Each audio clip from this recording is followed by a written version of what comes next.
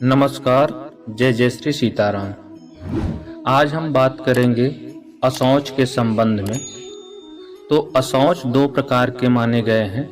पहला जनना शौच और दूसरा मरणा शौच। यहाँ पे हम मरणा शौच के संबंध में ही बात करेंगे, जो कि गीता प्रेस से प्रकाशित अंतकर्म प्रकाश नाम की पुस्तक में वर्णित है।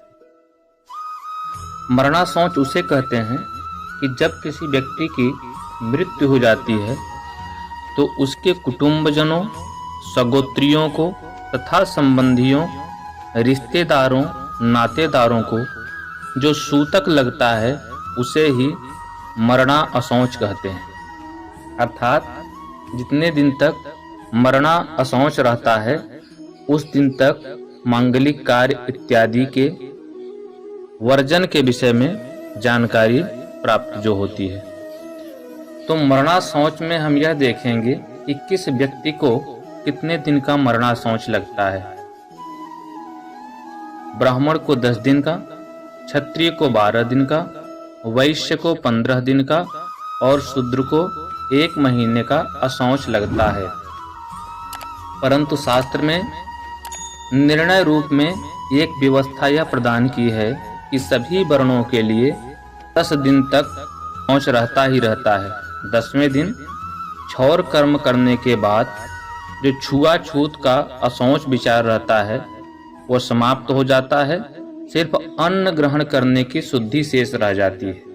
इस समय तक कार्य शुद्धि का अशौच जो वो समाप्त हो जाता है। इसके पश्चात मृत हुए व्यक्ति के 12वें दिन जब सपिंडीकरण कर दिया जाता है तो सपिंडीकरण क्रिया के पश्चात ही गौरी गणेश इत्यादि का पूजन करके श्रृंगार करके घर को पूरी तरह से पवित्र माना जाता है और अन्न शुद्धि मान लिया जाता है। उस समय अन्न का भी जो दोष रहता है सूतक का वह समाप्त हो जाता है। इसीलिए हमको इसका पालन करना चाहिए। अब एक व्यवस्था यह देखनी पड़ती है कि मान लीजिए कि अगर किसी के घर में किसी की मृत्यु हो जाए और कुछ दिन के पश्चात, जैसे 10वें दिन के पहले ही किसी दूसरे व्यक्ति की मृत्यु हो जाए, तो जो पहला व्यक्ति मृत हुआ है उसी के सूतक में ही दूसरे का सूतक मान लिया जाता है। जैसे एक व्यक्ति की मृत्यु होने के पश्चात तीसरे दिन दूसरे व्यक्ति की मृत्यु हो जाती है तो पहले व्यक्ति के मृत्यु के 10वें दिन तक कार्य शुद्धि तथा 12वें दिन अन्न शुद्धि मान लिया जाएगा। तो दोनों व्यक्तियों के लिए जो शुद्धि है वह 12 दिन में ही हो जाती है। लेकिन इसमें एक नियम यह जानना चाहिए कि यदि पहले व्यक्ति का जो मरण हुआ है उसके 10वें दिन की रात्रि के तीसरे पहर के अंदर यदि किसी की मृत्यु हो जाती है तो उसके निमित्त 2 दिन का और मरणा शौच रहता है।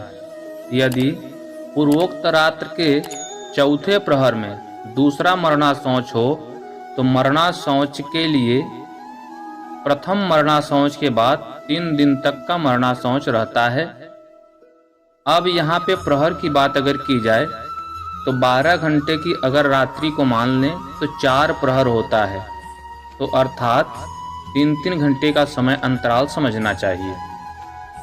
लेकिन जब चौथे प्रहर में रात्रि के 10वें दिन के रात्रि के चौथे प्रहर में अगर किसी अन्य व्यक्ति की मृत्यु होती है तो उसके 3 दिन बाद तक सूतक तो रहता है, लेकिन जो व्यक्ति दाह संस्कार करता है किसका, दूसरे वाले मृतक का, उसके लिए पूरे 10 दिन तक का मरणा शौच रहता है। एक और नियम को ध्यान में रखना चाहिए।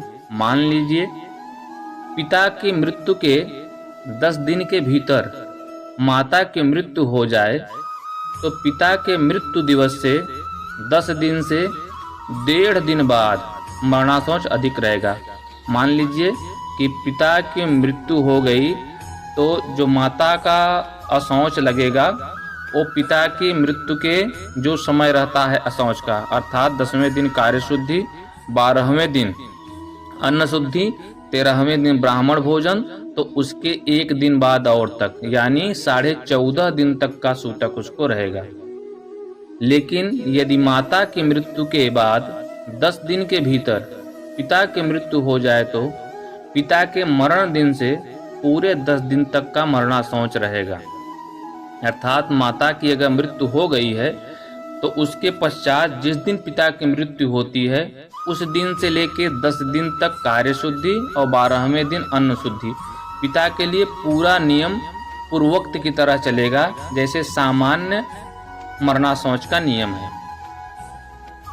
अगर मान लीजिए कि किसी व्यक्ति की मृत्यु हो जाती है और किसी कारणवश मृत्यु वाले दिन दाह संस्कार न हो सके और किसी दूसरे दिन दाह संस्कार करना पड़े तो भी मृत्यु के दिन से ही अशौच गिना जाएगा, अर्थात सूतक गिना जाएगा। लेकिन अगर कोई अग्निहोत्री के मरने पर दाह संस्कार के दिन को ही अशौच माना जाएगा। इसके अलावा किसी कारणवश माता पिता का 10 दिन के भीतर पुत्तल दाह करना पड़े और उसका पहले अशौच संबंधी क्रियाकर्म नहीं किया हो तो मरण दिन से पूरे 10 दिन का अशौच रहता है। मृत्यु दिवस से 10 दिन बाद माता पिता का पुत्तल दाह करके क्रियाकर्म करना पड़े तो पुत्र और पत्नी को दाह संस्कार के दिन से पूरे 10 दिन का अशौच रहता है।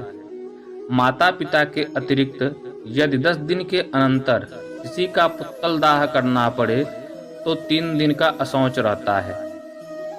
अब आइए हम यह जानते हैं कि मान लीजिए कि कोई मृत हो जाता है तो किसको किसको कितने दिन का सूतक लगेगा। जैसे माता पिता के मरने पर विवाहिता लड़की को 3 दिन का अशौच लगता है। घर में जब तक शव रहे तब तक वहां अन्य गोत्रियों को भी अशौच रहता है। इसके अलावा एक जाति के व्यक्ति यदि किसी शव को कंधा दे रहे हैं, उनके घर में रहते हैं और वहां भोजन करते हैं तो उन्हें भी 10 दिन का अशौच रहेगा। और यदि वे केवल भोजन मात्र करते हैं अथवा मात्र गृहवास करते हैं तो उन्हें 3 रात्रि का अशौच लगेगा। यदि केवल शव को कंधा देते हैं तो उन्हें 1 दिन का अशौच लगता है। दिन में शव का दाह संस्कार होने पर शव यात्रा में शामिल होने वाले को सूर्यास्त होने के पूर्व तक अशौच रहता है और सूर्यास्त होने पर नक्षत्र दर्शन के अनंतर स्नान आदि करके यज्ञोपवीत बदल देना चाहिए। रात्रि में दाह संस्कार होने पर सूर्योदय के पूर्व तक अशौच रहता है। इसके संबंध में अगर किसी का कोई प्रश्न रह जाता है तो आप कमेंट बॉक्स में लिखें, उस विषय को सरल तरीके से व्याख्या किया जाएगा। अधिक व्याख्या करने से विषय बहुत बृहद हो जाता है, इसलिए सरलतम तरीके से प्रस्तुत करने का प्रयास किया गया है। जो व्यक्ति इस सूतक के नियम को अपने जीवन में अनुभव करता है वह पितृदोष से बच जाता है, और जो व्यक्ति अपने जीवन में अशौच विचार नहीं करता है उसके आने वाली पीढ़ियों में पितृदोष लगता है तथा गृह कलेश, संतान के व्यवसाय में वृद्धि का न होना, संतान का न होना तथा अन्य प्रकार की आपदाओं विपत्तियों से व्यक्ति परेशान रहता है। इसीलिए सभी को जो भी सूतक होता है, चाहे जनना शौच हो चाहे मरणा शौच हो, उसको मानना चाहिए। इसी तरह के और भी जानकारी प्राप्त करने के लिए हमारे चैनल को सब्सक्राइब करके बेल आइकन दबा दें और हाँ, लाइक और शेयर करना ना भूलें। पूरे वीडियो को अंत तक देखने के लिए आप सभी का धन्यवाद। ये जो भी जानकारी आपको प्रस्तुत की गई है यह एक प्रमाणिक पुस्तक के द्वारा है।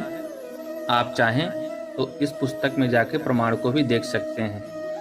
प्रमाण के जो श्लोक हैं, चाहे वह कूर्म पुराण के हों, चाहे उपनिषदों के हों, चाहे निर्णय सिंधु के हों, अगर उन सभी श्लोकों को हम व्याख्यात करेंगे तो विषय बहुत बृहद हो जाएगा। इसीलिए सामान्य विवेचन करके आपको समझाने का प्रयास किया गया है। एक बार पुनः आप सभी को धन्यवाद। नमस्कार। जय जय श्री सीताराम।